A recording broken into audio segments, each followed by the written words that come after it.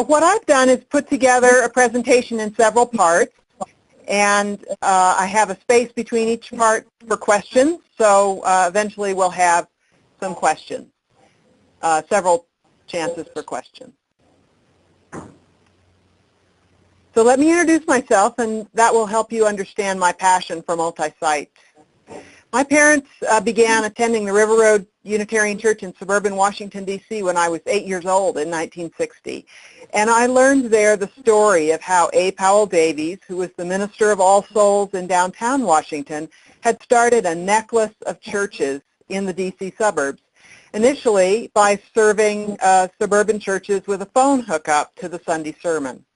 My parents had admired this as an innovative way to serve people in the modern world. After I went to seminary, my first church was a small and then a mid-sized church in Columbia, South Carolina. And for a year while I was there, I worked with an emerging group in the very small town of Florence, South Carolina, about 50 miles away. The group was energetic and enthusiastic, and I got new congregation training, but the town was just too small. The group floundered and was dormant for almost 20 years, its handful of religious liberals there unserved. In 1988, I moved to Albuquerque to serve First Church. In 1995, we had 500 members and did a long-range plan, which included renovating our own building and starting a UU church on the west side, across the Rio Grande from Albuquerque. It was a burgeoning suburb with perfect demographics for an emerging UU church. By 1999, they had a building, and they had about 90 members. Today, 10 years later, First Church has 765 members, and the West Side Church has about 90 members.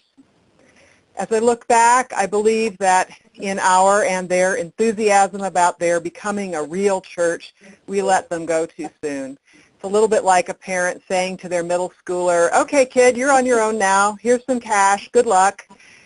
And I decided that I didn't want to try starting new churches again. And in the early 2000s, I became aware that First Unitarian was becoming a regional church, that we had several members who came occasionally from various towns as far away as Socorro, Gallup, and Roswell, New Mexico. About that time, the church was given video equipment, and our flagship, and I discovered during a sabbatical the multi-site video venue worship scheme, which you just experienced this morning. And I visited the North Point Evangelical Church near San Diego, which is one of the flagship churches of this movement. New Mexico is a really big state, mostly rural. I know that we have this in common with Minnesota and Kansas. About 1 million people live in Albuquerque and in Santa Fe. The other million live in an area about the size of New England. It's mountains, deserts, rangelands, and small towns. And in lots of those small towns, I realized there must be a handful of Unitarian Universalists, former Unitarian Universalists, and members of the Church of the Larger Fellowship who were mostly lonesome. New Mexico's UU demographics look like this. This is from the 2000 census data, so it's not absolutely accurate information, but it's not too far off. The purple, as you see up there in the middle, is Santa Fe County, which we share with the Santa Fe Church. We have members in Santa Fe County, and so does the Santa Fe Church. Just a little bit, and pink means that 0.1 to 0.2% of the population is Unitarian Universalist.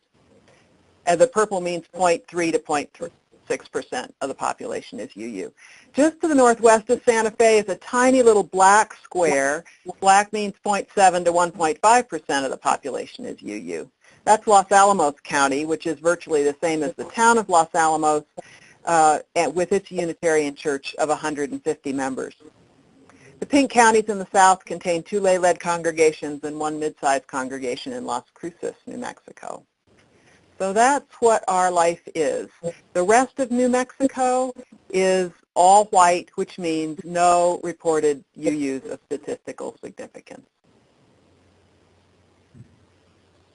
And New Mexico is actually not so different from a lot of other states in the Union. I'll give you just a chance to look at this picture. As you see, the highest concentrations of UUs occur in New England, with the rare county elsewhere. They're pink in a few other places, that most of the nation's counties have no reported Unitarian Universalists. Once again, this is the year 2000, so don't get too attached to the actual numbers. And here is the Prairie Star District.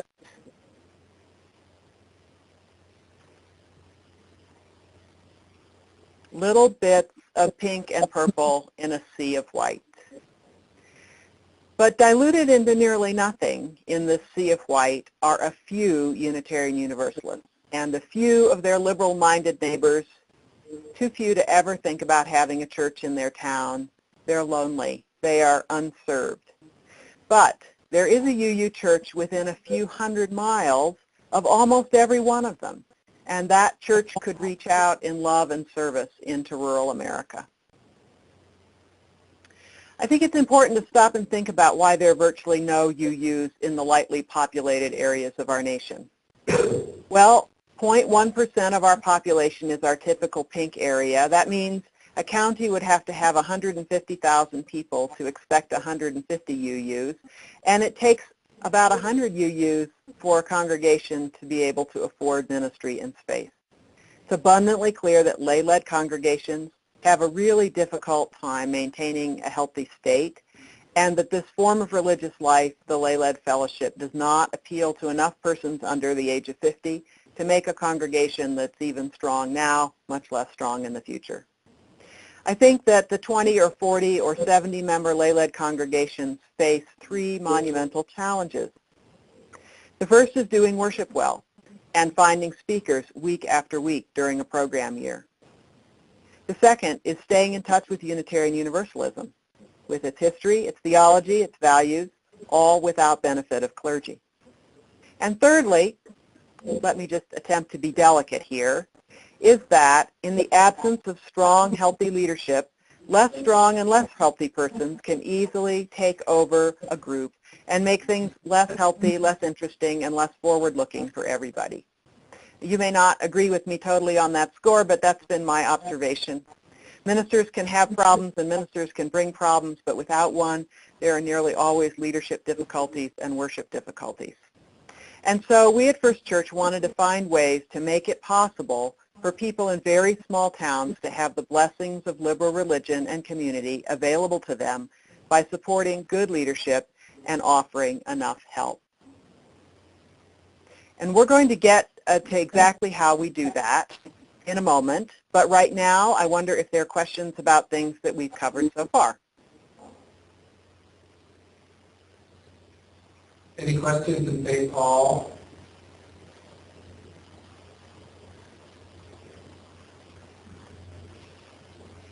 No questions yet? No. Okay, well then we'll just keep on going. Okay, thank you.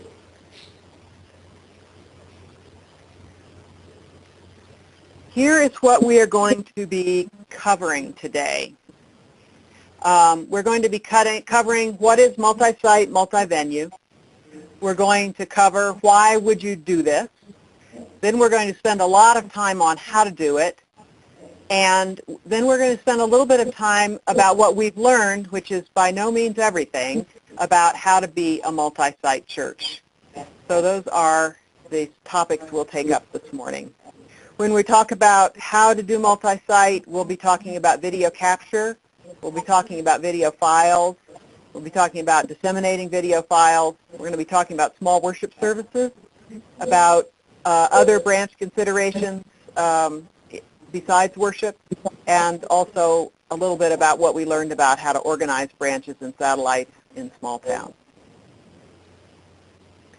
So, multi-site. What is multi-site? Multi-site is a national church movement these days. It involves one church using video to provide several services on different properties. Each site produces its own worship service. They light their chalice, they have their own music, they tell their own children's story, they do their own meditation, they may light sharing candles, they take an offering, they sing some more. But when it comes time to hear the sermon, instead of a live speaker, they turn on the projector or the DVD player and they watch the sermon.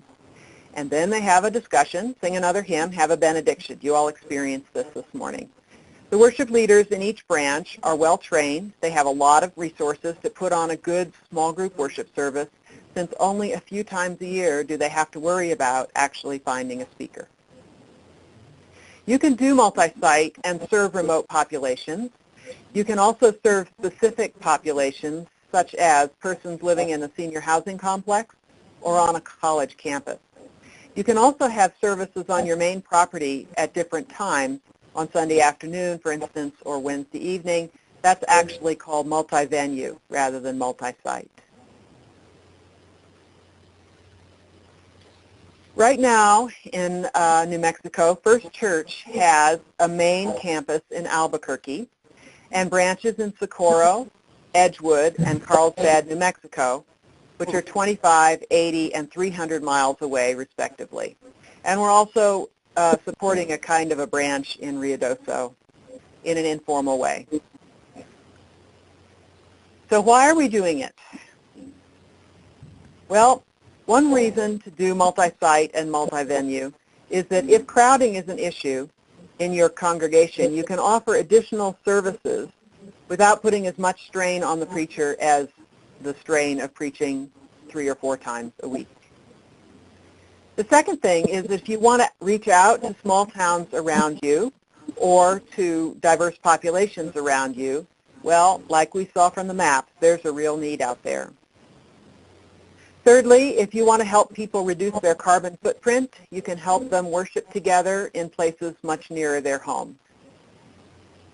And fourthly, you give people options with multi-site and multi-venue. If some people want a different kind of music or a more participatory service or a smaller group or all gospel hymns or whatever, you can offer those kinds of things. That's what the evangelical world has specialized in, the option. So multi-site, as we've conceived it, one church. And I really want to emphasize this. We think of our branches like we think of any other of our programs that have 20 to 40 people in them. As, for instance, our Wednesday night potluck group has 20 to 40 people in it. Our young parents group has 20 to 40 people in it. The people who come to the potluck each Wednesday night mostly belong to the church, not all of them, but mostly they belong to the church, mostly they pledge to the church. The costs of maintaining the social hall that they used are paid by the church. They put articles in the newsletter to inform people about what they're doing. They turn in the money they collect each week to our bookkeeper, and our bookkeeper keeps track of it.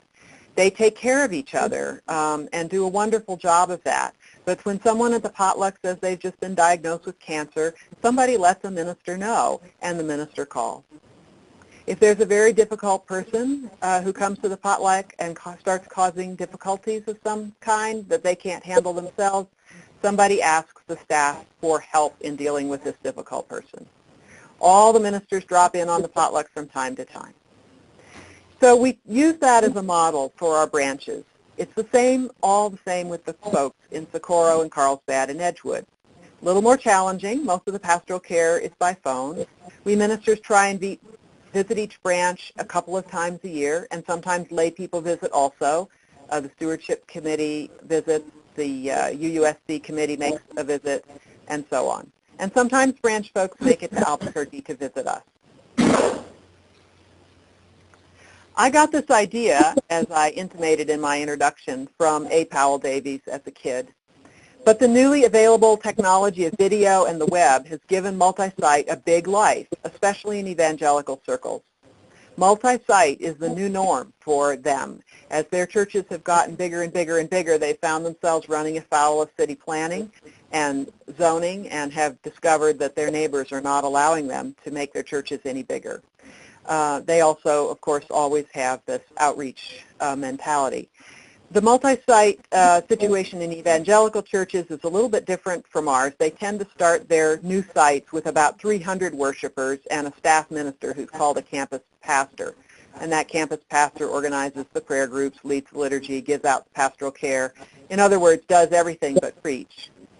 There is a website and some books about this phenomenon of multi-site, but they don't apply that well to our scaled-down version yet, although the last time I checked in, as I was preparing for this worship on the multi-site website, what I saw was multi-site is going rural, and at that point they may run into the same kinds of issues we run in with very small groups. So we'll see. Okay, more questions. Any questions yet? Okay, we have a question here in Kansas City. This is Shauna. Hi, Shauna. My question is, can you go over the difference between multi-site and multi-venue again? I kind of missed that. Okay. Multi-venue is using video technology to produce a variety of services on the main church campus, whereas multi-site is using video to produce worship services in other places. So for instance, here in Albuquerque, we have what we call Common Ground, which is a very small worship services that use video. We got them started partly as a practice for us with the technology, but they liked their little worship service so much that they are continuing it. So it's a group of about 10 people. They meet in our social hall during the second service. They use the video from the first service, and what they like about it is they get to discuss the sermon and they get to light candles of sharing of joys and sorrows, which we had just eliminated about the time we also got this going. So they're our little fellowship group, and they like it they like it that way. So that's multi-venue. The multi-site is the Socorro and Edgewood. Does that answer your question? Yes, thanks. Christine, this is Nancy. Okay.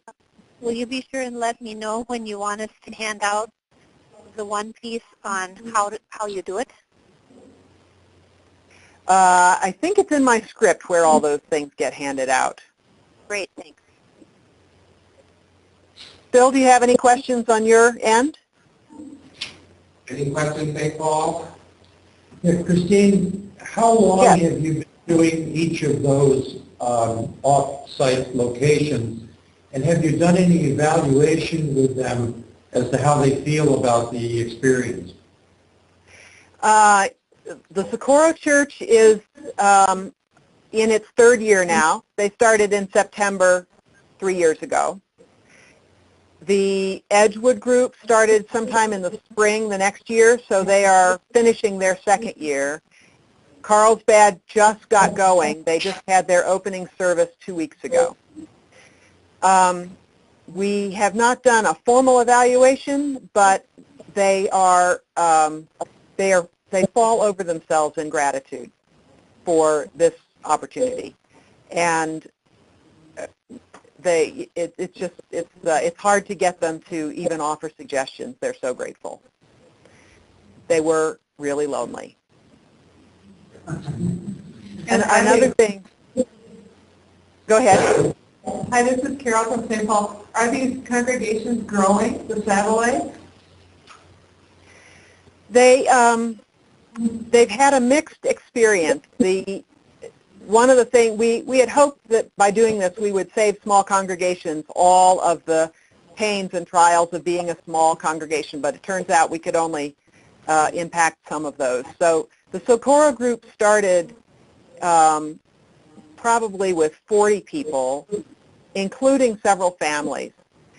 And then they had a tragedy. The mother of one of the families of 3 children died about 6 months into their time together. And the other family with children moved away. And at that point, they became an older group, whereas they'd had some mixed group, and they'd had even a few students from New Mexico Tech in that first year. And they haven't been able to recover that kind of diversity and have shrunk into more like a group of 30 as a result. The Edgewood group has had a slightly different experience. They started pretty small and have picked up a few people along the way. But once again, these are very small towns. I believe that the year-round population of Socorro is 10,000 people. So you would expect a congregation of about 10 UUs in a city that size, town that size. So the fact that they have 30 is fabulous.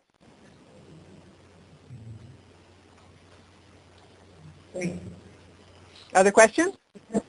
Yes, could you, Candace and St. Paul, could you repeat the distance of the remote sites from the base church in miles? In miles, yes. Edgewood is 40 miles east of us through a mountain pass. Socorro is 80 miles south of us, and Carlsbad is 300 miles south of us. Thank you. Christine, this is Jan Eller Isaac, and I assume later in your presentations you're going to talk about how they publicize their worship experience now that you're a part of it. Okay.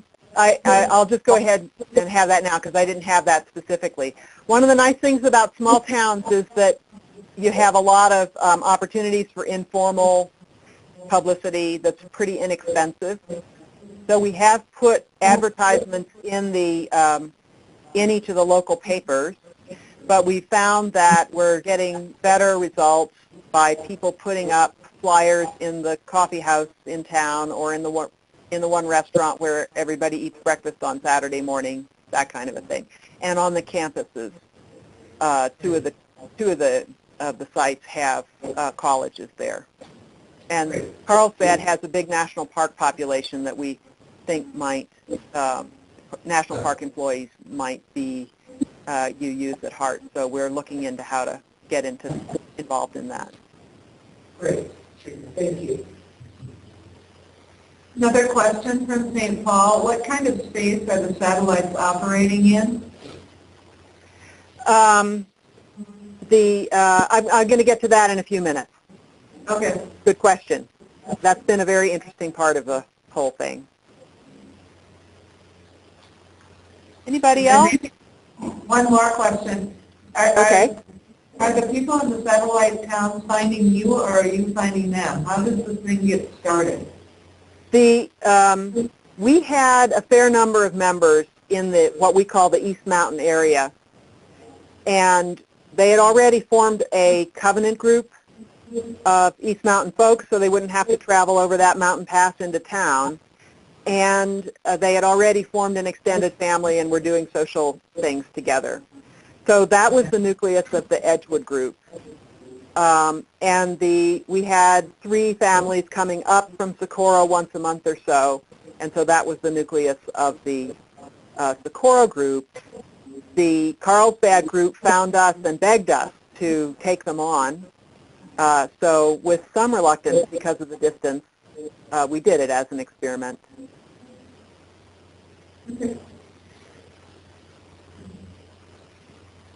Ready to go on? Yep. Okay. Okay. We are, now I have lost myself here. Wait a minute. Okay.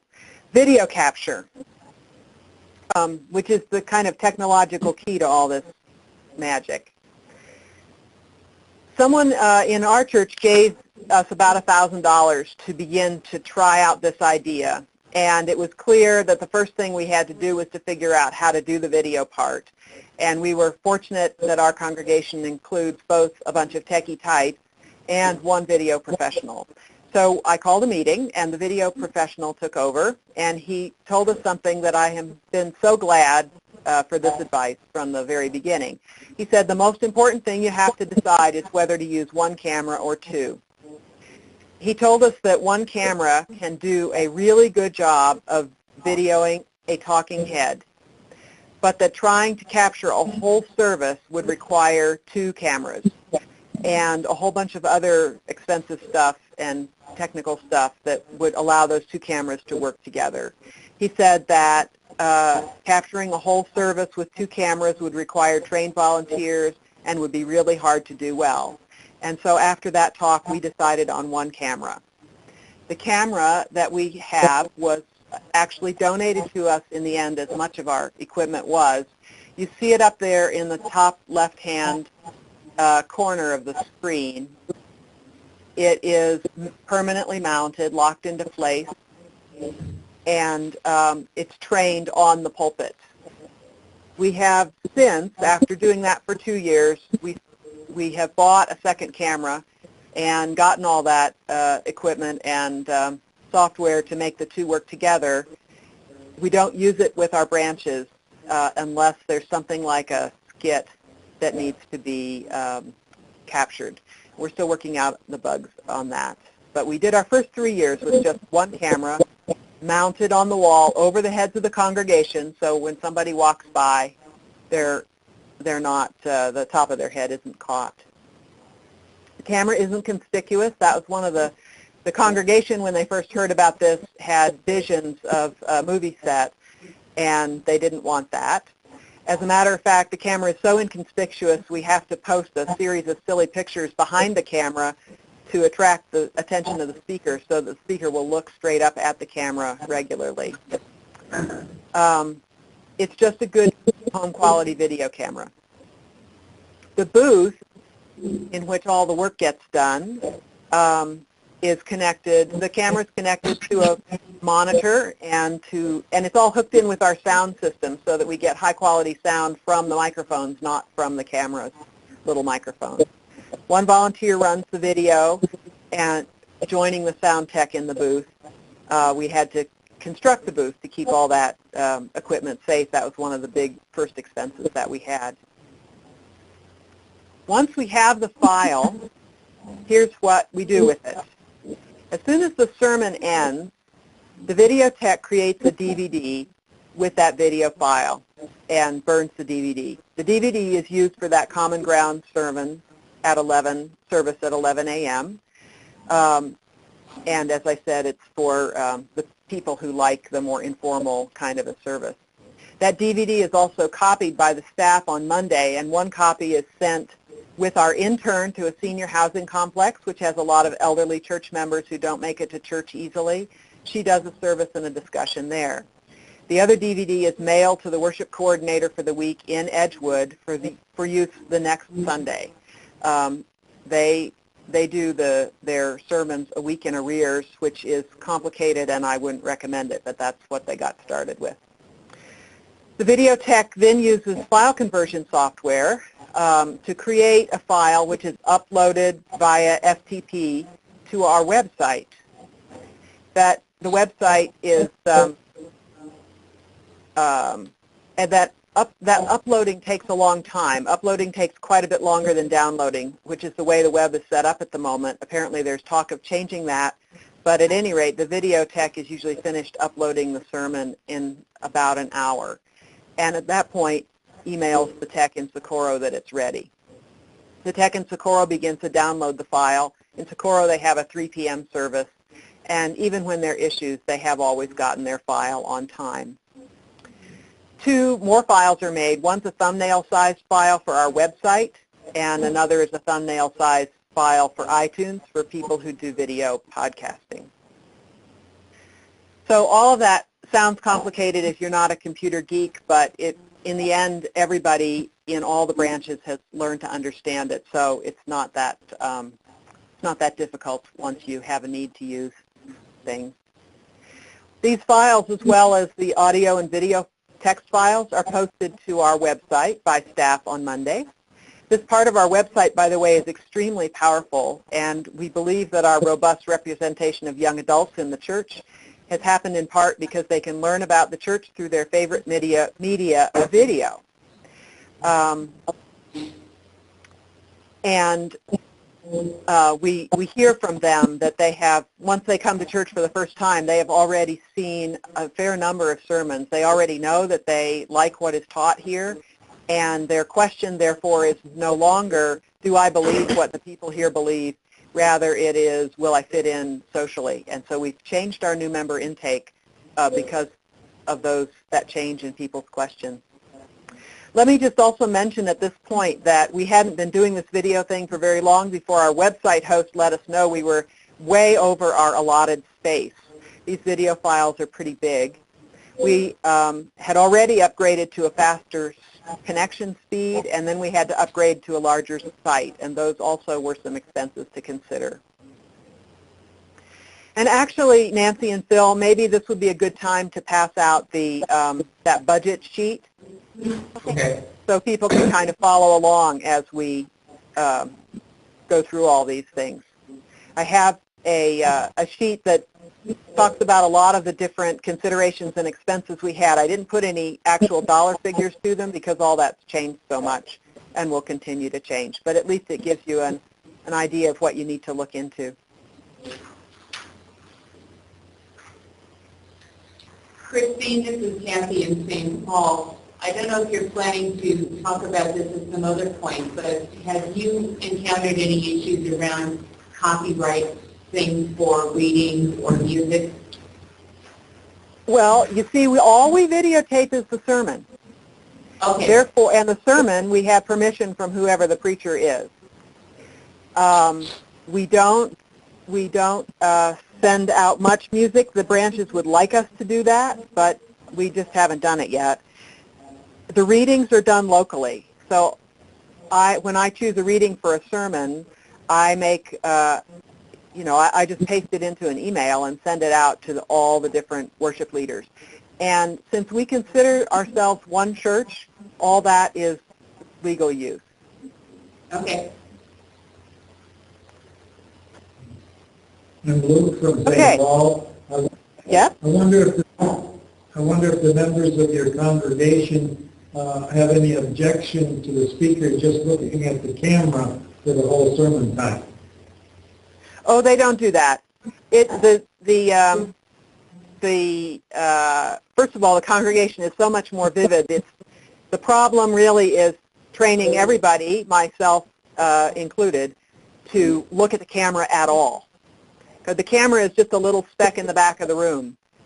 And that's why we have to put the pictures up behind it to make sure that it attracts the speaker's attention.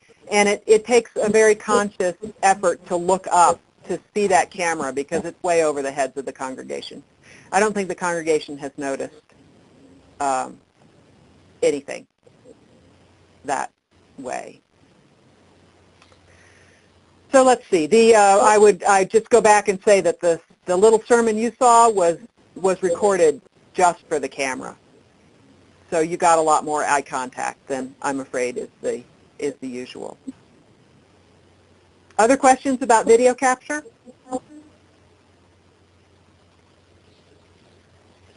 Okay, on we go. Yes? This is from St. Paul. Okay. I know they only get your sermons, but they know that you have a full, expansive worship experience at your 3 services. Do you ever have requests for more than the sermon for, like, your afternoon music program or anything like that? Yes, the branches would love to hear the choir, and with the second camera, we're starting to experiment with some of that. My own bias is that I think that in spite of all the issues of small congregations and small worship services, I really do think that they're better off doing their own worship service locally than just logging on and listening to ours. So I'm resisting some of those things. Our choir has made some kind of karaoke accompaniment for the singing at the branches, and our band is about to do the same thing for some of the contemporary hymns, but we're trying to keep pushing them to produce their own worship service on the site. Thank you. Okay. Another question from St. Paul.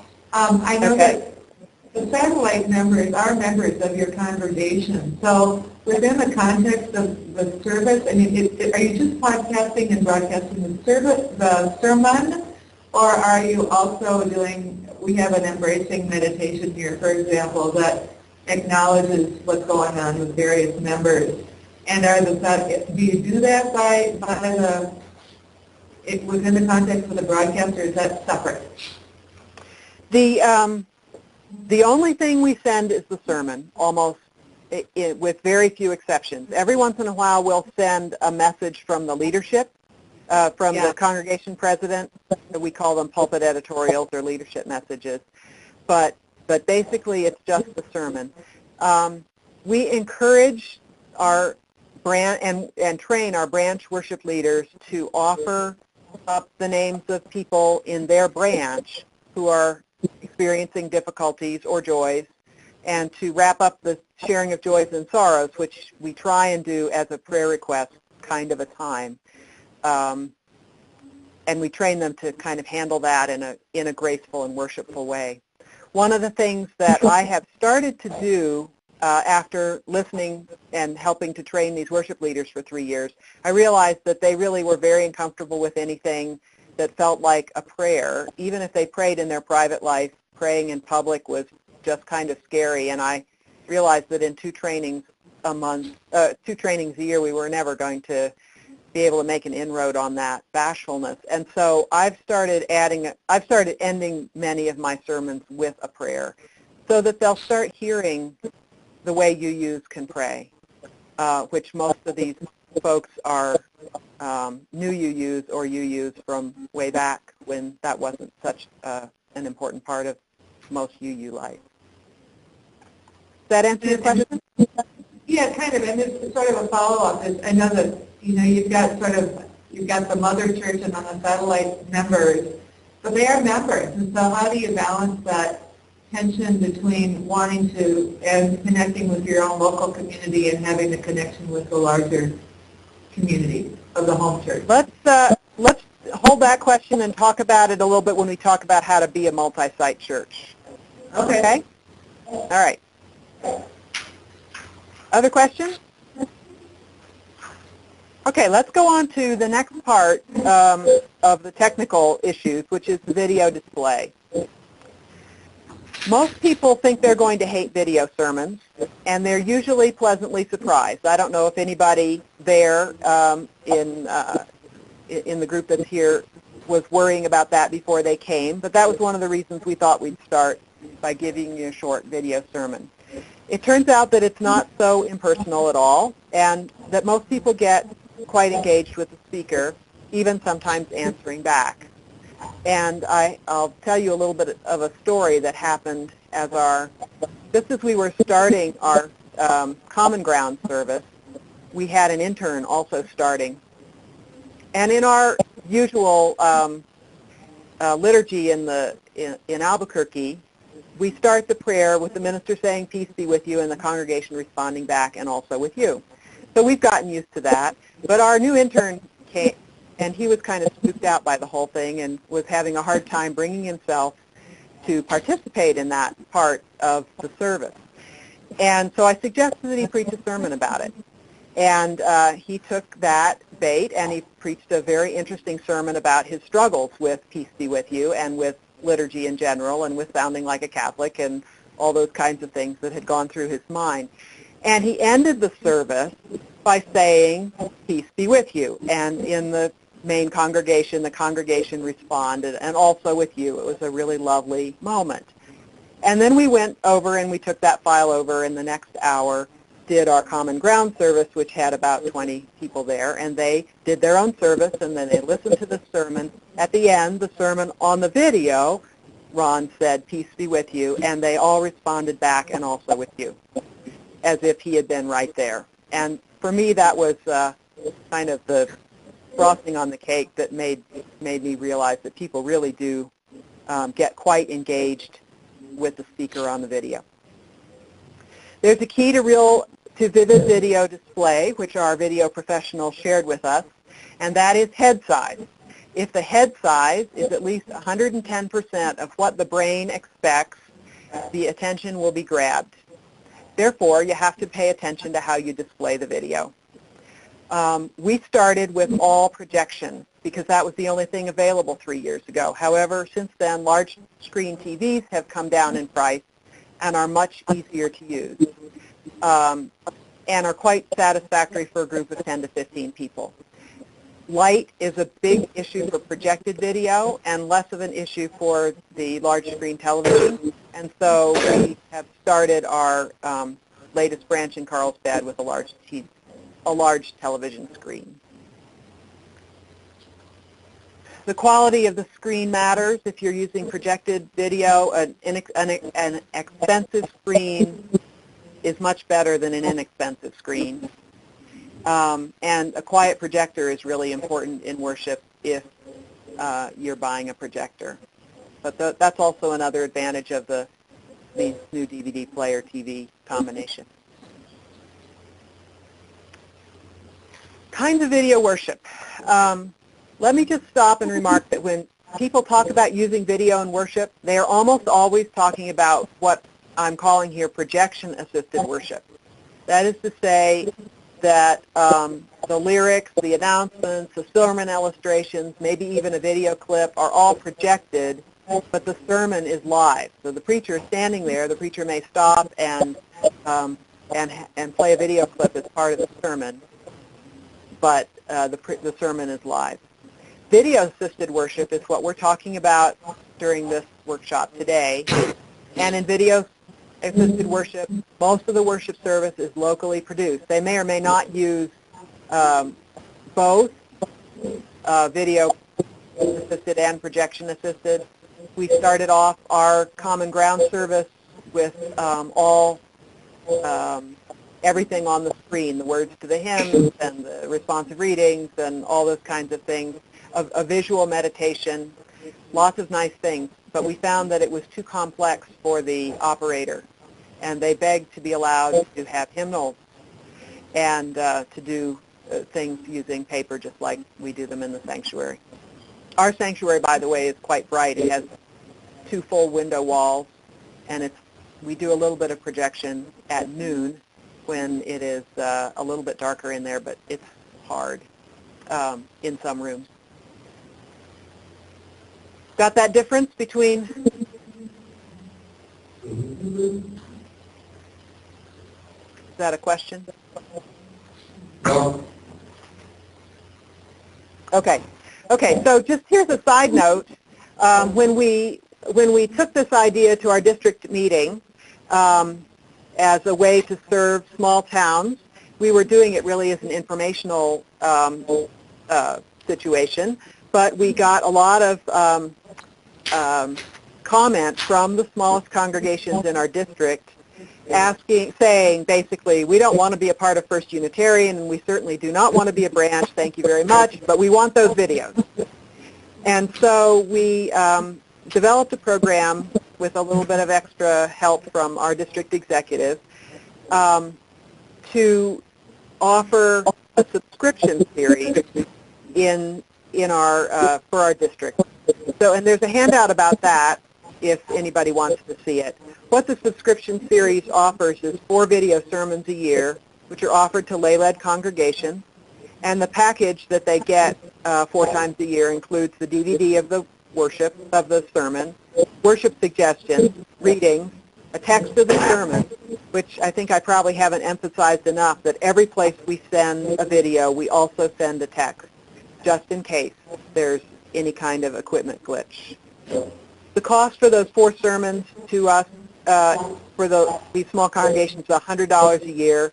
Of course, almost any speaker they got would be more than that. So they feel like that's a good idea. We have about 12 subscribing congregations, including, I think 3 are not even in our district at this point. And so there's a video if you know of any small congregations that might find this useful.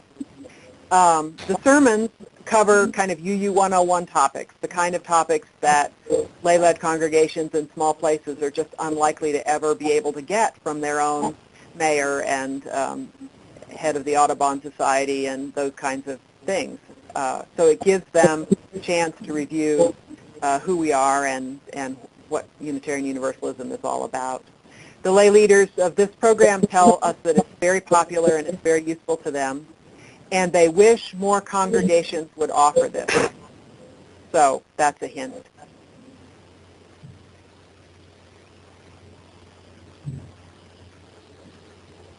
More questions? Anybody? No questions? Just a minute, Christine, we have one here. Oh, okay. Who lives in St. Joe, about an hour north of Kansas City. Okay. I'm just wondering how you pick internet over just broadcasting over TV.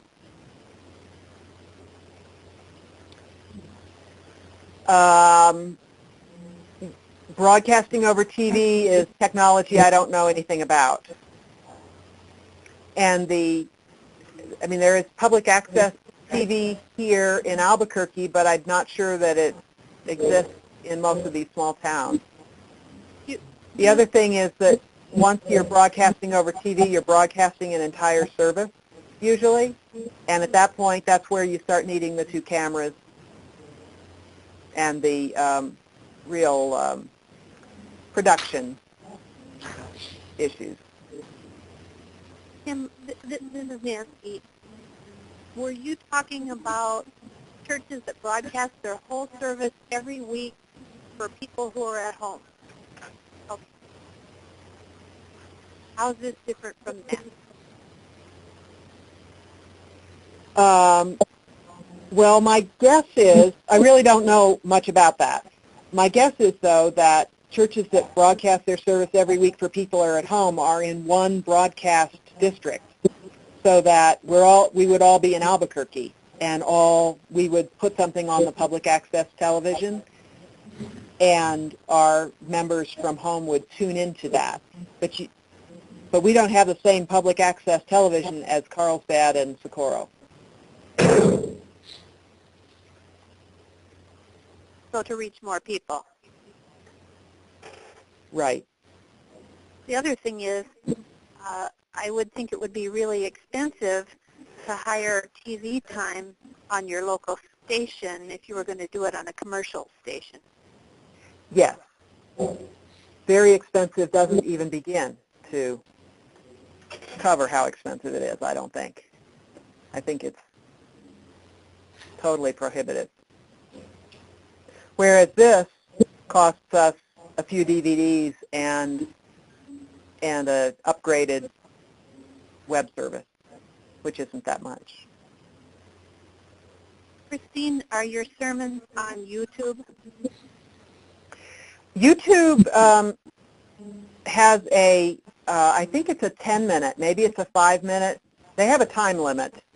Unless you are Barack Obama, you can only have a pretty short thing on YouTube. So it's not enough for sermons. There are a few ministers who put regular sermons up on YouTube, and they break them into 2 or 3 parts. What we have on YouTube is, I think that Geese sermon, for instance, is on YouTube. We have a few kind of homily sorts of things, introduction to Unitarian Universalist kinds of things. And lately, once a year, we have been doing what we call YouTube Sunday, in which we get 3 speakers to speak on a topic.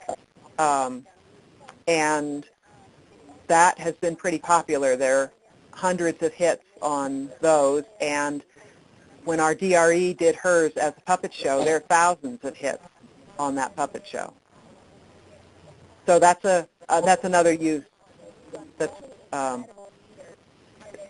very useful and very good for our public image. There's also lots and lots of comments back and forth from UUs and non-UUs on those YouTube sites in which they're teaching each other.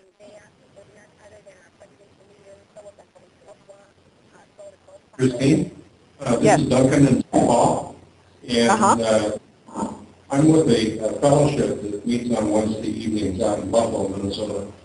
And I'm wondering, is there a resource, or do you have a series of those short 5-minute sermons like you gave on the Geese? Because that would fit our situation just really well.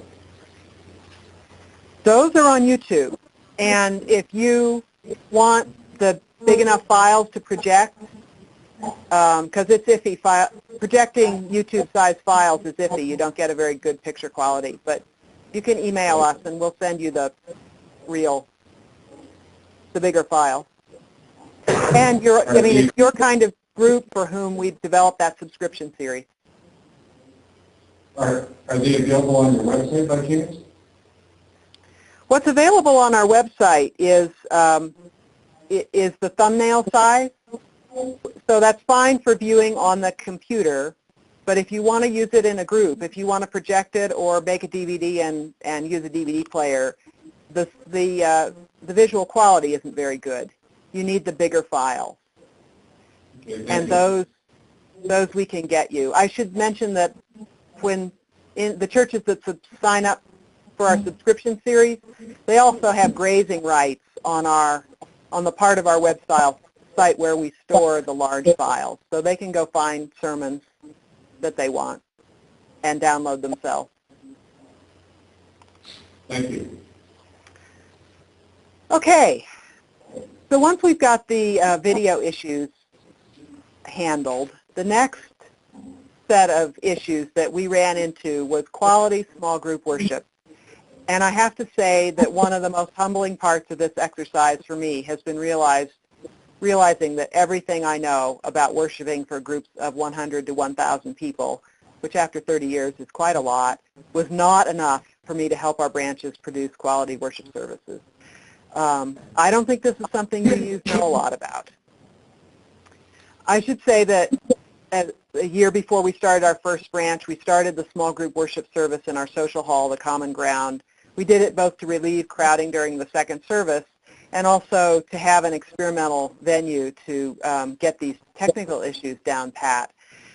And what we discovered that we spent most of our time was the worship issues.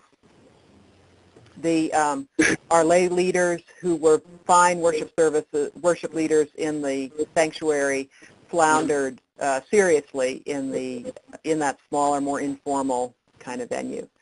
So it became quickly clear that formal worship doesn't work very well, that music is difficult. It's hard to get 10 to 20 people to sing most of the hymns in our hymnal. There's just not enough infrastructure in musicians or in voices to make singing easy. So the songs have to be really, really easy. One of the handouts that I provided for those who are interested is our list of hymns for our small worship venues, hymns that we think people can usually sing in a kind of sing around the campfire style. So after really struggling for a year with the Common Ground, what I realized was what small group worship has going for it is its informality and its personableness. And therefore we started emphasizing those things. We advocate the sharing of joys and sorrows, either using candles or using a talking stick. And we advocate a discussion of the sermon as a part of the hour. These are things we almost never do in our large services, but they work quite well in the small ones. We also take advantage of our local musicians, and we just do the best we can. Two of our branches meet in churches. The Socorro branch meets in the social hall of a tiny Episcopal church. They meet at 3 p.m. The rent we pay is helpful to that church's ongoing viability. The Carlsbad church meets in the chapel of a Presbyterian church. We actually had to press rental money on them. They were so eager to be of help to us. We pay them $100 a month for weekly 4 p.m. meetings in their chapel. And we're encouraging our branch members to keep an eye open for projects in which they could be of service to that predominantly elderly congregation. The Edgewood branch meets in the classroom of a weaving shop at 10 o'clock on Sunday mornings. Since it's not possible at 10 a.m. for them to have that week's worship service, they're always a week behind the main church.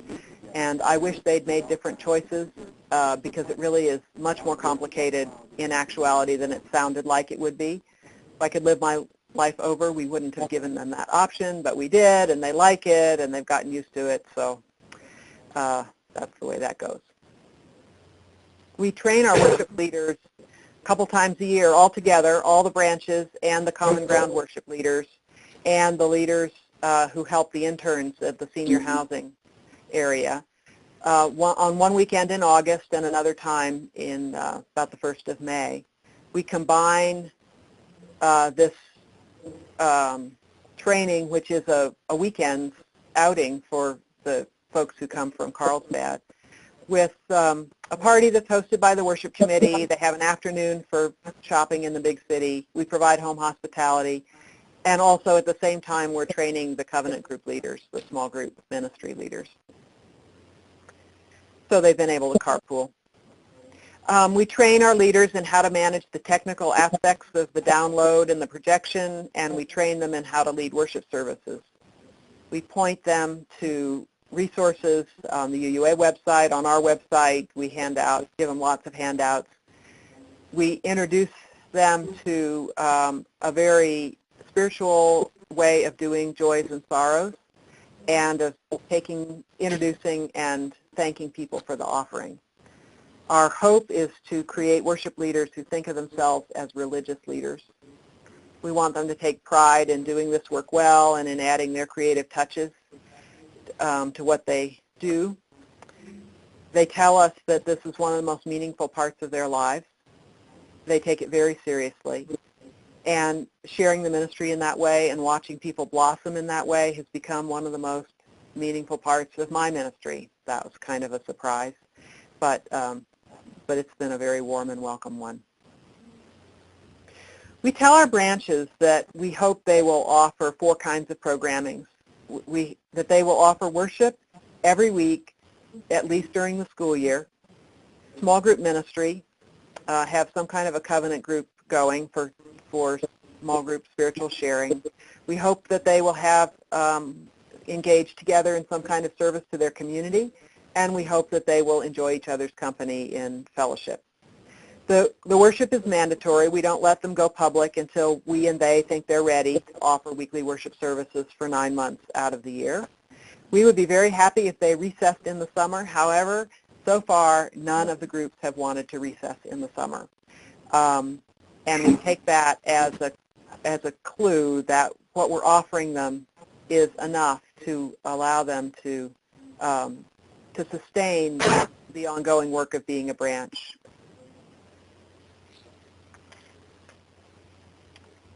The order service that they use is to some extent up to them, but here's a typical one.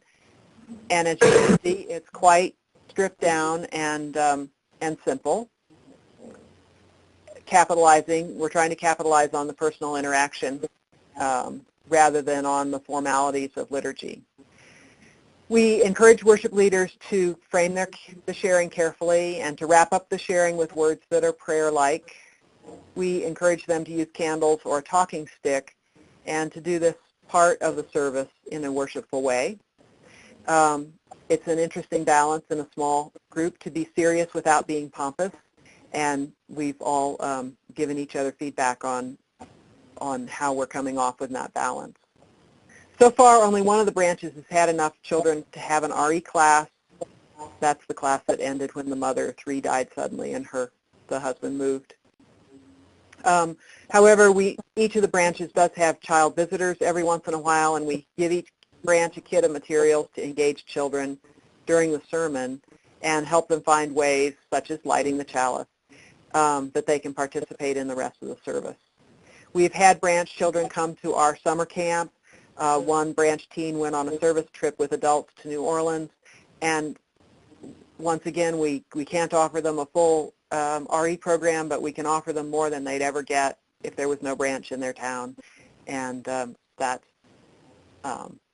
makes us feel good about what we can offer. Besides worship, as I said, each of the branches has one covenant group going during the school year.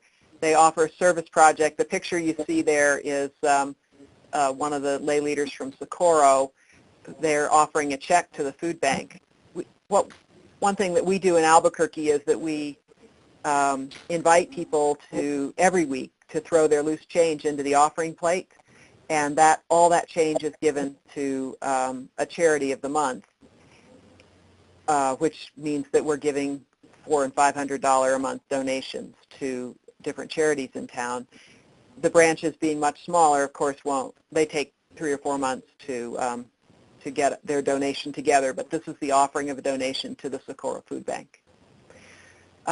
We want them to pay attention to the needs of the children, and we have to kind of do that on a case-by-case basis, and we hope they enjoy each other in fellowship and also in taking care of each other. That's not on the slide, but it's really important, and it's been a part of what has happened when somebody gets diagnosed with cancer. That the branch folks circle around and give them the help they need.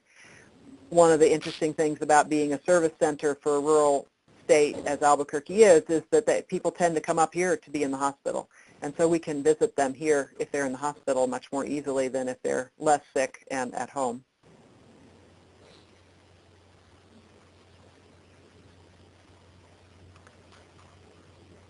Okay, one thing that I have come to realize is that there is a distinction, an important distinction between a multi-site of a church and a service center. A branch is a subset of the congregation meeting at a distance. A mini congregation is supported by and resourced by a main congregation. Most importantly, a branch has its own worship service. There are situations that I've come across in talking to people over the last few years in which it turns out that their need is not for a branch but for a service center. So, for instance, I realized that I experienced this when I was growing up. River Road Church met at Radnor Elementary School before they had a building, but the burgeoning Sunday school was too large for one elementary school, and so we older kids met a couple of miles away at Whittier Woods Elementary School. That Whittier Woods Elementary School was a service center for River Road Church. Nobody thought of us older kids over there as a separate entity. We were just meeting at one time in a different place. So there might be a congregation which has plenty of space on Sunday mornings for everybody, but where a significant portion of the congregation lives across, let's say, a dark mountain pass in another small town. And they might not actually need a branch because most Sunday mornings they are perfectly happy to travel into the main church. But on Wednesday nights in the winter, on the other hand, they are not going to go over that path.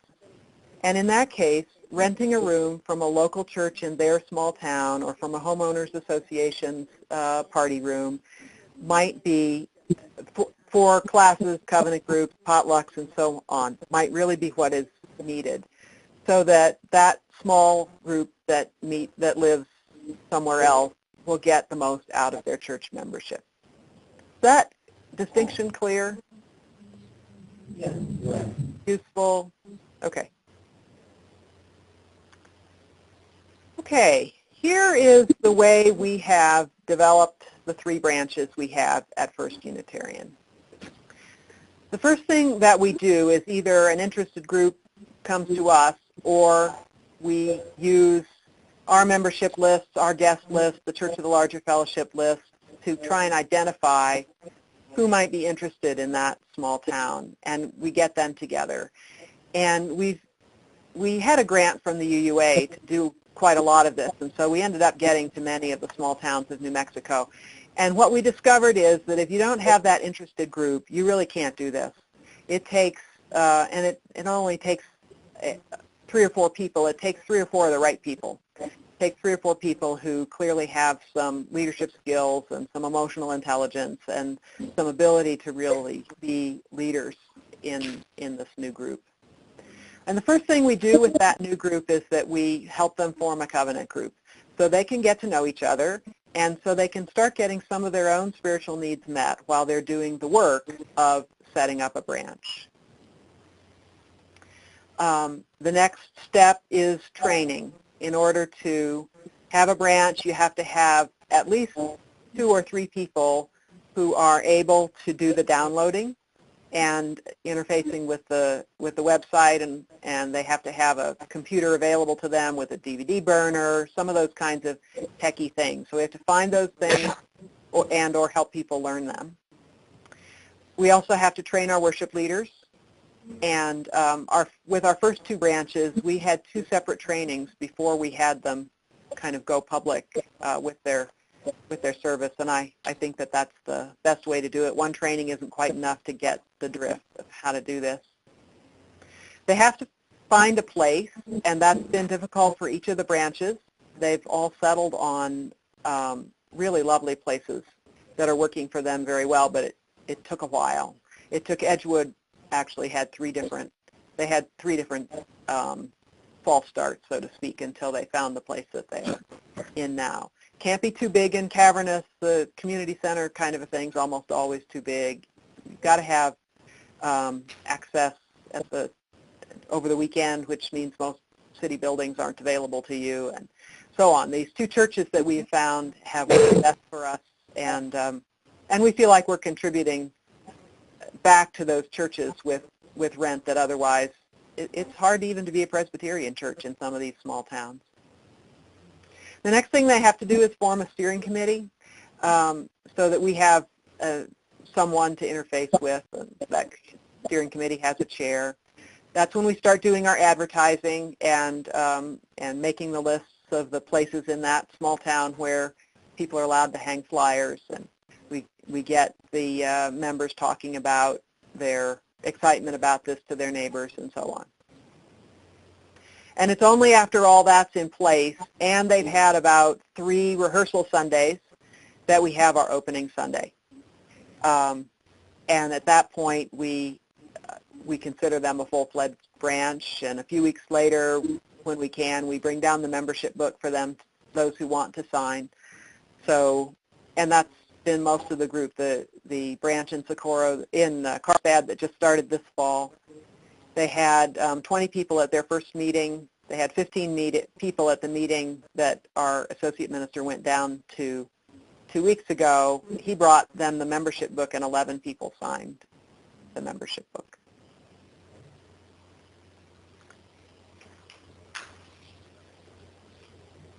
So let's see. Here is, let's have a look at that handout about money for a minute. We figure that it takes about 6 months to get all this done, at least, and it does also cost money. We developed our branches using a grant from the Fund for Unitarian Universalism and the UUA. We've actually spent about $50,000 over the 3 years. That is not only funding a branch organizer and paying for the development costs of the 3 groups, but putting together workshops and visiting small towns in New Mexico, kind of experimenting with this whole idea to see if we could make it work. Just in the 3 years that we've started this, the costs, especially the cost of equipment, have come down significantly. So how much a branch will cost you depends on a lot of things: what you can get donated, what you already have, the upload speed that you already are paying for your website, and so on. The handout tells you about all the major expense categories that I could remember over the years. We used a lot of donated equipment and talent. We discovered that most of the things that we purchased had lots of uses that we didn't anticipate.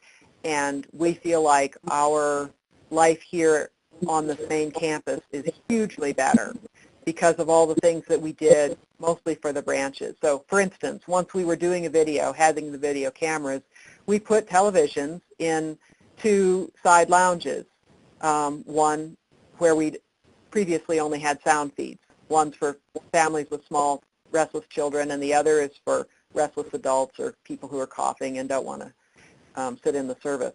And so they now have televisions, and they love that. So they can watch the service. They can kind of hear the service through the door, but they'd never been able to see it in the past. We also, the moment we put up a projector in our social hall, which we did for Common Ground, all the renters of the social hall wanted to use it. And by charging a little extra for every use, we've now paid for that projector. We had no idea it would be so popular. And it turned out that the RE wanted the projector, and everybody wants the projector, and so now we own 3 projectors, and wonder how in the world we ever would do, ever could have done church without access to projectors. Are there other questions? Do you have questions about this handout? Yes, Christine, this is Jan from St. Paul. Could you imagine having done this without the grant from the Uniway, and how big was that grant? The grant was $60,000, and we're about to return 10 of it since we've done now what we said we would do. Most of that money went to the first 18 months we had an employee, a branch organizer, and he not only got the 2 branches going in Socorro and Edgewood, he also got did a lot of experimenting with how to approach people in small towns. My guess is that at this point the Socorro branch cost us, we used an existing staff person to go down several times, and the major expense is in travel costs, 47 cents a mile times 600 miles times 3 or 4 trips starts to add up to real money. And then we needed to buy them a television, DVD, flat screen TV, and a few other things, hymnals and so on. But my guess is that the cost of starting a branch is in the neighborhood of $5,000, which is a whole lot cheaper than what we managed our first 2 branches on. Christine, Nancy, and we're wondering if you could repeat the questions, because sometimes you find okay. that the question. Oh, okay. Okay, the last question was, how much did I think that it would cost to really start a branch? And it's a little hard to say, but I think our Carlstad branch cost about $5,000. And I certainly would hope that amongst those 11 people who've joined, we've gotten a very large portion of that $5,000 back already, because they're all going to pledge.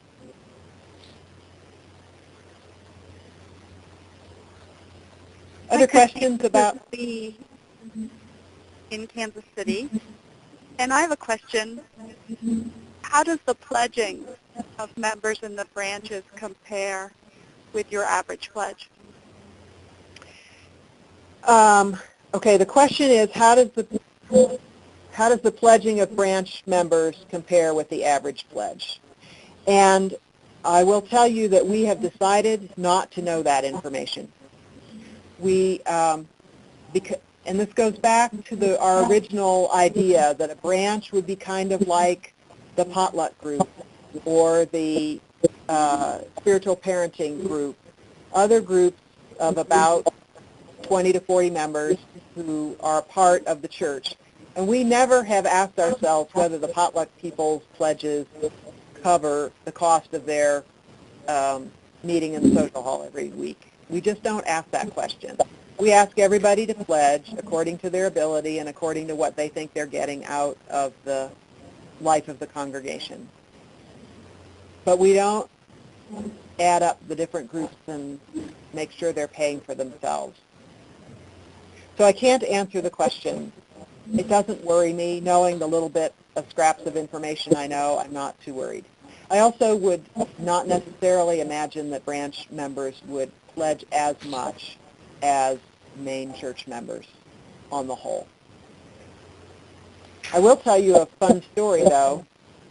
In one of the people who was attracted to the Socorro Church by the advertising, we hadn't known of her existence in the past, was an elderly woman who came all excited because she said, I was a Unitarian as a young woman, and as a matter of fact, I worked for the American Unitarian Association in the 1940s.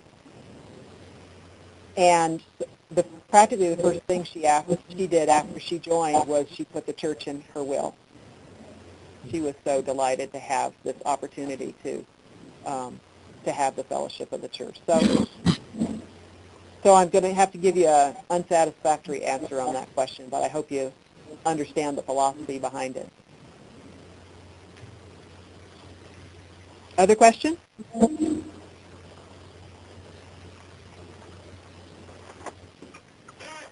Okay.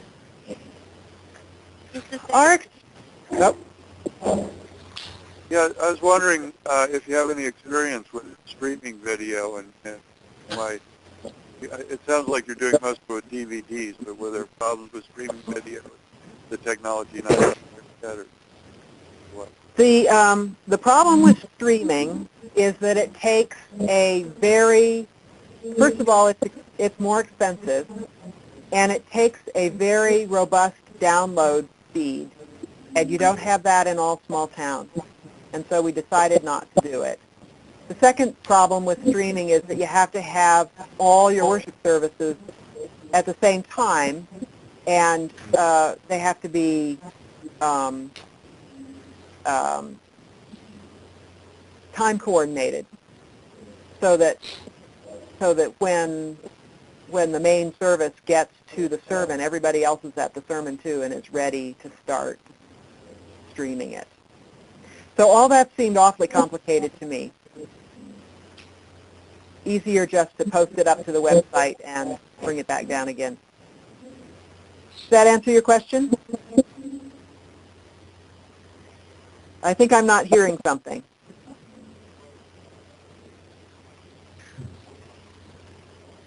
Yes, that We ready to? We ready to go on? Yes. Okay. Okay, so the slide up that you see up now is tells a little bit about our startup experience. One of the things that that we started realizing that what works in going into a small town is that we have known UUs, and that those known UUs have some enthusiasm for the project and some skill at leadership.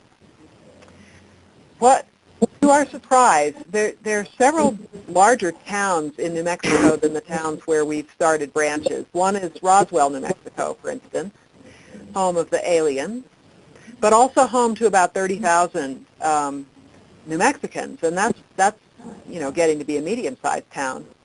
And there had been a fellowship there in the past, in the 1980s, and they had burned each other out, flamed each other out, and so we couldn't get any of those folks interested in starting again. We noticed this 2 different times, where there had been a past failure of a lay-led group in a town. We just couldn't get anything going. We tried to get something going in Gallup, New Mexico, because we knew there had been a group there in the past. And once again, there was just too much discouragement for them to get past that, and they'd already burned too many bridges with each other. Another thing that we discovered the hard way is that we can't at this distance develop leadership. We can develop leaders, but we can't develop leadership. And so if no clear leaders emerge, we had a hard time doing that. And the other thing that that we noticed in one place is that if you start out with seriously, noticeably dysfunctional leaders, there's no point in continuing, and you need to just kind of drift apart. I would also, well, I guess that's all I'll say about that. But those are some of our clues as to whether a branch will work or not. We have also not adopted, in other words, all our branches are brand new groups. We decided to do that on purpose. If you remember back the map in the very beginning, there's the little group in Ruidoso. The little group in Ruidoso includes a few people from that old Roswell fellowship and others, and is a nicely functioning lay-led group. And they've approached us with mixed emotions about becoming a branch. And in the end, after hearing about their mixed emotions and about the people who hadn't come to Albuquerque to ask if they could be a branch who were pretty opposed to it, I said, let's just see how we can support you without you becoming an official branch, because it seems like that is not, that's not what everybody wants in your small group, but I want to split the group. So what can we do for you that we can help with? And we've helped with a little bit of pastoral care, and we have helped, they're part of our subscription series, so we've helped them with the videos. And we've invited them to all the trainings. And it doesn't, once you have 15 people at a training, it doesn't cost you very much more to have 17. And so that's what we've done.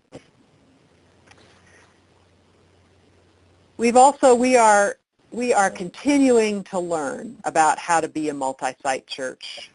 And the slide you see there, those are some of the issues that we've identified. And I won't say that we're doing all these things right or well or even adequately, but we've certainly noticed these are the things that we've noticed.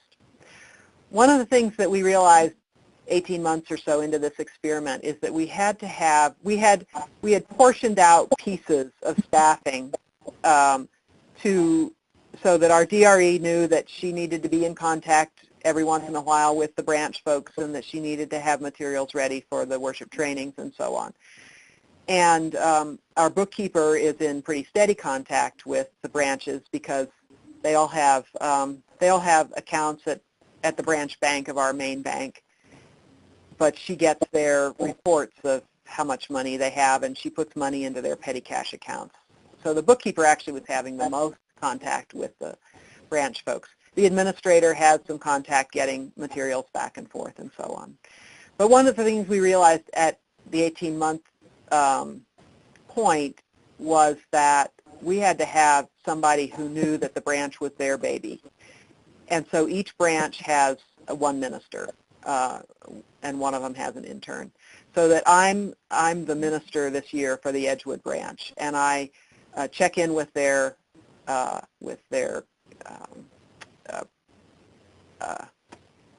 coordinating team and with the chair of that coordinating team. Sometimes I've gone to their coordinating team meetings if they have something particularly thorny to discuss. I will go there a couple of times during the year. Last year I did the same thing for Socorro. Carlsbad is just definitely going to be a challenge with that distance. But right now our intern has Carlsbad, and she's psyched because there's so many beautiful tourist things to see. So she'll get a chance to see a part of New Mexico that she wouldn't otherwise get to see and get paid to do that. So the staffing was one issue that we have had to look at. Communication is another issue. The branches, as much as we do, they're still feeling somewhat isolated. They're hungry for communication. They just love it when the UUSC team comes down with their guest boxes and gives them a talk. They're hungry for all the communication that they can get. I've encouraged the branches to, all three branches have sightseeing kinds of opportunities, and I've encouraged them to set up things that people from Albuquerque might come and attend, but so far they haven't done that. Kind of make it a two-way communication thing. The legal name of our church is the First Unitarian Church of Albuquerque, and for a variety of reasons, we started downplaying the church part and the Albuquerque part as we got branches. And so we just call ourselves First Unitarian right now. We don't think that's a completely satisfactory solution, but it's better than, we didn't feel like we could continue to call ourselves the First Unitarian Church of Albuquerque when we had these branches with us. Didn't think that was respectful for them. Each of the branches, by the way, has picked its own name, and their subtitle is A Branch Congregation of First Unitarian in Albuquerque. Governance, we're still working on. I'm looking forward to the time when we have a dedicated slot on the board for a branch person. We've got one branch close enough that someone could serve from the Edgewood branch, but eventually we may go to video camera or conference call so that we can have someone from our branches on our board. We have had, by willingness, I mean the willingness of the church to extend itself that way. And somewhat to my surprise, I went into this saying to the board, are you sure you want to do this? It's probably going to change everything. And somewhat to my surprise, they said, we really want to do this. We don't care if it changes everything. And it has changed a lot of things. And we're at a place in the life of First Unitarian in which all of that has been greeted with great enthusiasm.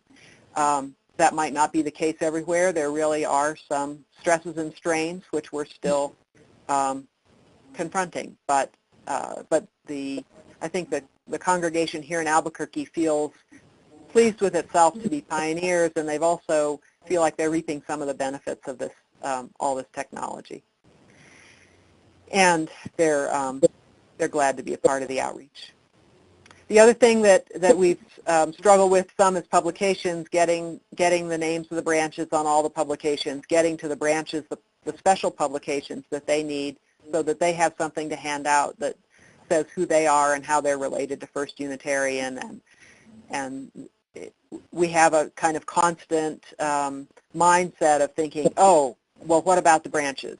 How will this impact the branches? It's especially true in worship planning, but it's a part of, we try and make it a part of everything we do. And that is the end of the formal part of my presentation. So from now on, it's y'all's questions. Christine, this is Nancy. I have a quick question, and then we're going to move to Greg. Okay. Does your newsletter go out to everyone? And do you include news and so on from the branches, too? We do. The newsletter goes out to everyone either by mail or by email. And we also have an only emailed newsletter that goes out every Thursday afternoon that talks about the weekend's activities. And the branches are completely included in that. And we also solicit pictures and articles from them about what they're doing, and we try and make sure that they feel like they're represented in those publications. Christine, this is Phil in St. Paul. Okay. And I just want to let you know who we have here. I sent you the the information from the introductory questions that you asked, but we've got a couple people from some of our larger congregations. We've got some people from our smaller to mid-sized congregations, and we also have some people from some relatively small, under 100, right? Yeah. Fellowships. They have a minister, and also non-affiliated fellowship. And so my question is, you're a very large congregation. How do you think this might work with a smaller group, say a mid-sized congregation or even a small to mid-sized congregation? If the willingness was there and if the budget would allow. Just what are your thoughts on that? I think that a lot depends on whether you have the initial technical expertise to get your video work up and running. It wasn't that difficult, but I certainly couldn't have done it by myself or just with willing volunteers. We really did need somebody who knew what they were doing. And if you happen to have that in your small congregation, and actually, as soon as we started working with Socorro, one of the lay leaders in Socorro was of great help to us in this once we were in contact with him. So it doesn't take a big congregation. If you happen to have somebody in your small or mid-sized congregation, then that's great. But I would think you would need somebody. Thank you. This is Greg from Kansas City. As a board member here, I'd like to hear a little bit more about the stresses and the strains. Okay. The fact that we got the grant from the Fund for Unitarian Universalism took all the financial strain off what we were first doing. And what our agreement was with those grantors is that we would use the money both to explore the concept and to support the branches only during their first year. And we hope this would allow us to take on a bunch of branches at one time and really learn how to be a multi-site church. So there was initially no financial issue, and that would have been challenging if there had been one. The main strains otherwise have not been felt among the lay people or the lay leadership. They've been mainly felt in the staff. There is definitely a worship preparation strain. A lot of the I mean, this is a mode of sharing worship which really only works well when there's one person standing at the pulpit and preaching for 20 minutes. And that's not the only kind of service that we do. We do more of them than we did 4 years ago, but the kind of creative worship or dramatic presentation, some of those kinds of things just don't work as well. Now that we've got 2 cameras, we'll be experimenting more. But what we've done on those weeks in which in Albuquerque we had a choir concert or a Day of the Dead worship stations kind of thing, is that we send preachers out to the branches. This was a lot easier to do when 80 miles was the furthest one, and we may be somewhat, I mean, the price we pay for having branches may be in part that we're a little bit more constrained in the creativity of the worship that we offer. And the other stress and strain has been the staff adapting to requests coming from afar, so to speak.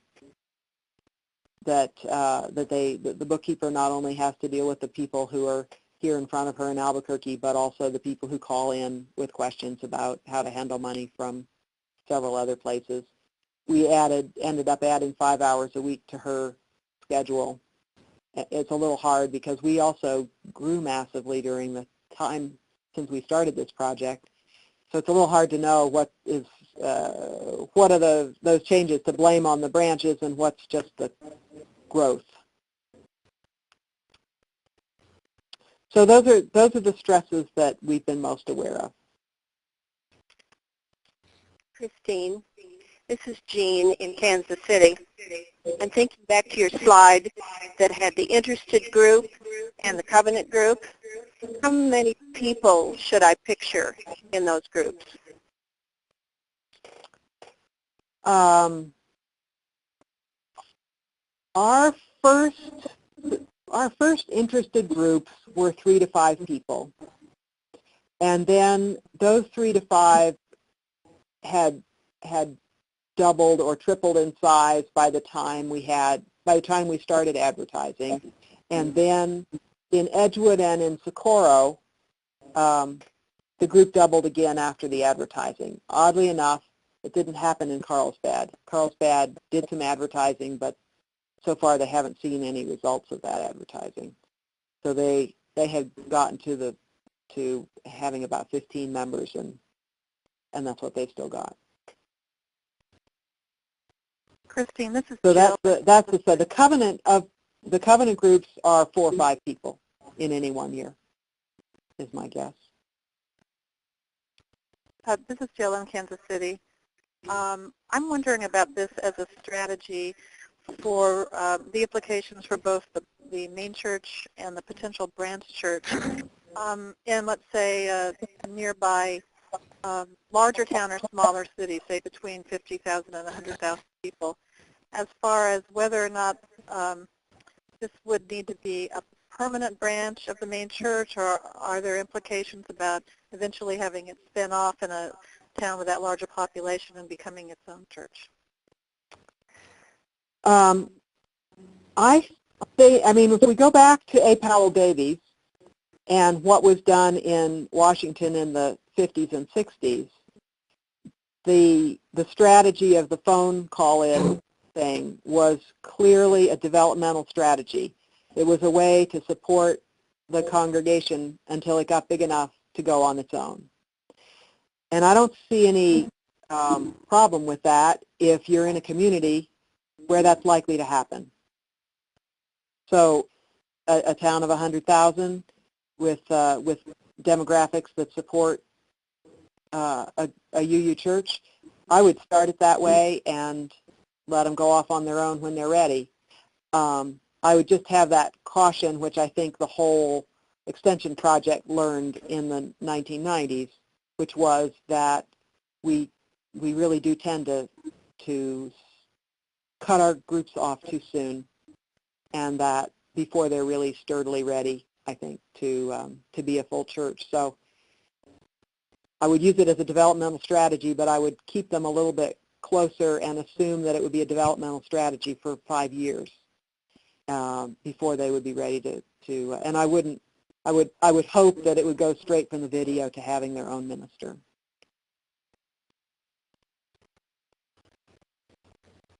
Does that answer your question?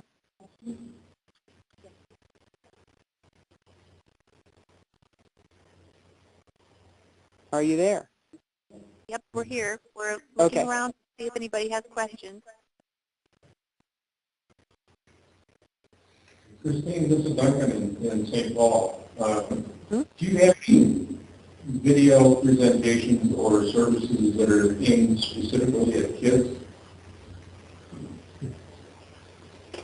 No, we haven't done that.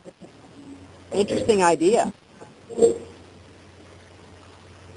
I was thinking there might be a resource for us to try to get more kids involved with our programs.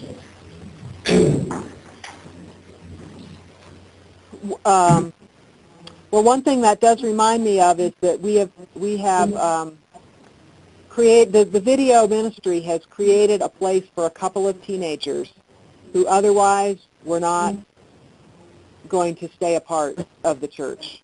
They were out of here in terms of Sunday school, but the idea of helping out with some of this techie stuff was appealing to them.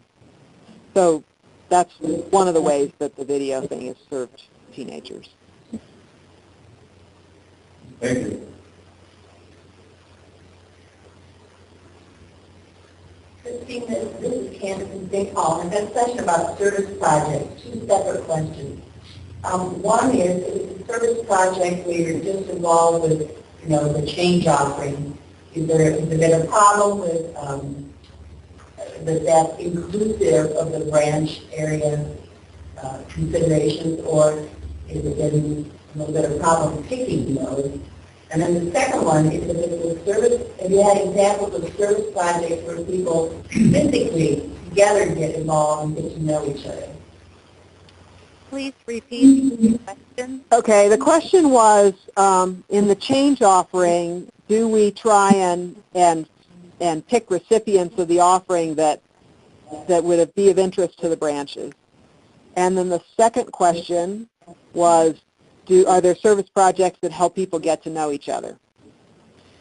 So about the change offering, what we've done is we've suggested to each branch that they take their own change offering, that they keep the money in their own part of the bank account and write their check, decide themselves locally on the unappropriate charity. So that's something that they have all taken very seriously and done. And in terms of service projects that engage people and help them get to know each other, the Socorro branch took on a piece of highway to do a highway cleanup. They've done that ever since they got started, twice a year. And they have their own sign that says that this area is cleaned by the Unitarian Universalists of Socorro. The Edgewood group has gotten quite involved in service to the pretty hands-on service to the community, helping elderly people rebuild fences, things like that, so that their dogs would be safe. So the Edgewood congregation took a whole August off of doing worship services and did service projects instead, and they seemed to get quite a lot out of that. So there's a lot of room for creativity. This is Elizabeth. I'm in St. Paul. I had a question about the long-term strategic vision for this project. Do you have sort of 5 years down the line, 10 years down the line, what you'd like to see? And also, are there membership goals for each of the years that these sites are operating?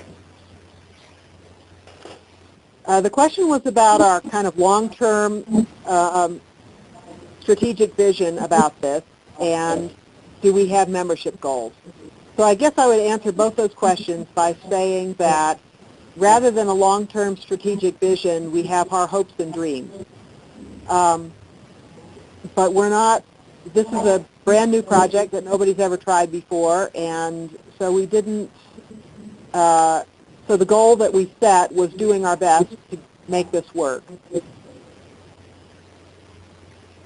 And I would certainly hope that 10 years from now we still have these 3 branches, and perhaps we would have other branches. Part of my strategic vision for the whole thing is to get this idea out so that other churches will try it, and I'm really looking forward to the time in which we'll have our first conference of multi-site churches and get together and learn from each other. So, and I certainly hope that somebody in the Minneapolis-St. Paul area or the Kansas City area will be in that, be coming to that first conference. Thank you. Let me just say one other thing, and that is I think one of the beauties of this particular scheme is that it really, a relatively, a very small group is still viable. So that if we took on a group in a very small town and there were only 5 of them, I think we could still do this.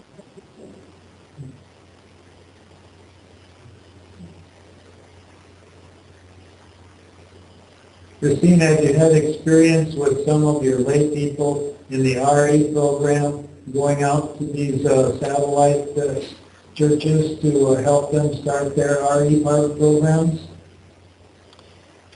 Our DRE went with me once to Socorro when they had children, and she met with their with this woman who died. None of the other branches so far have had enough children, have had ever more than one child show up at a time. So this is part of the pain and agony of being a small church, is how hard it is to sustain good programming for kids. So what we have is materials that are there for kids when they show up. We want to give the impression that we were hoping for kids and expecting kids, and that we will do our best to serve their needs. But we haven't had anything that you'd be able to call an RE program yet. Nancy, could you share what you heard when you were in Fox Valley and Oshkosh about religious education? Yes. The Fox Valley Church has a number of members living in Oshkosh, about 30 miles away. I went to a meeting to introduce this idea to the Oshkosh people and some people from the board of the larger church. The DRE was there. She said, if we get a program going in Oshkosh, we will make sure that you have a religious education program there. I will work with your people. It won't look like what it looks like here with hundreds of kids, but if you have a few kids of mixed ages, we could make that work. Thank you. Everybody got a chance to hear that? Christine, it's Justin in St. Paul, and I'm curious as far as in Albuquerque proper, if you have thought about sites on maybe the outer ring, the outer suburbs, if that's something that's on your radar, or if it's simply easier just for folks to come in to First Unitarian. Well, we have thought about that, in part because we have we're about to embark on a capital campaign and try and build a sanctuary in the middle of this recession because we're so short on space. There's some issues of finding the right place and people to do it. Albuquerque is kind of a funny city. It only goes one way, west. We're blocked in on the north and the south. And there's already a Unitarian church west of us. And one of the promises that we made to the world when we started this is that we weren't going to compete with existing congregations. I'm not always sure that that's a wise promise to make, but that's what we made. So we haven't really worked very hard at trying to figure out how to do this in the metro area. Although I would have to say that Edgewood really is an outer ring suburb. It just happens to be through a mountain pass.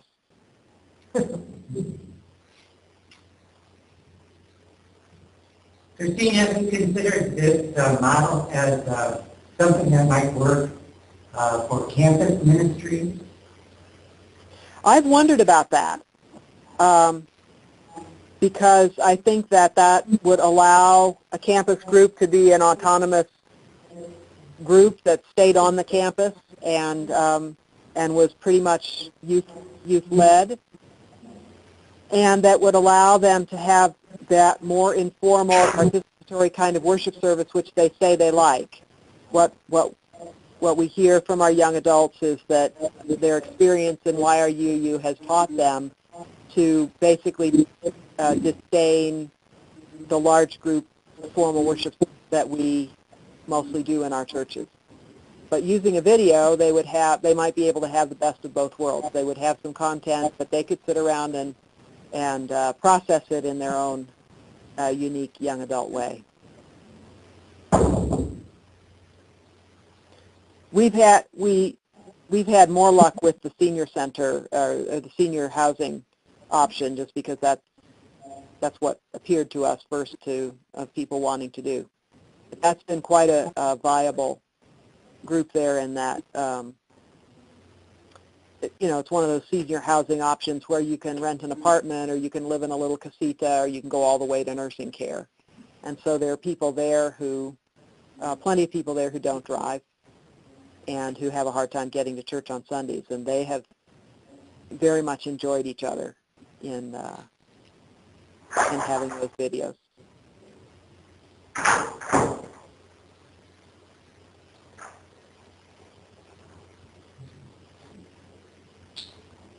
Other questions? Christine, this is Nancy. I don't think we have any more questions here in Kansas City.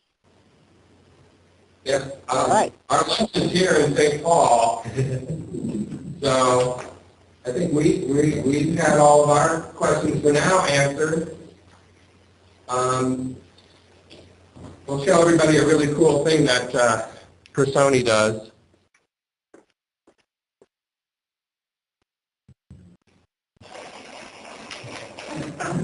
It's applause, Christine. Oh. Thank you so much. Thank you. You're very welcome. Yep. Are you there? Christine. Yep. Okay, let me just say one more thing, which is that I posted this PowerPoint and the text to the church's website, and that's uuabq.org,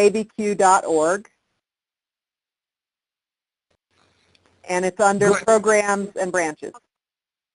Good. And we've recorded the audio, and I'm going to sync it up with the slides, and we'll have it available for people who can watch the whole presentation then, too. Oh, great. Okay. Well, thank you. Thanks for all the great questions. Thank you, Christine. It's been wonderful. Okay. Bye. Bye, Kansas Have a good rest of City. your conference. Bye. Thanks. Bye-bye. Bye.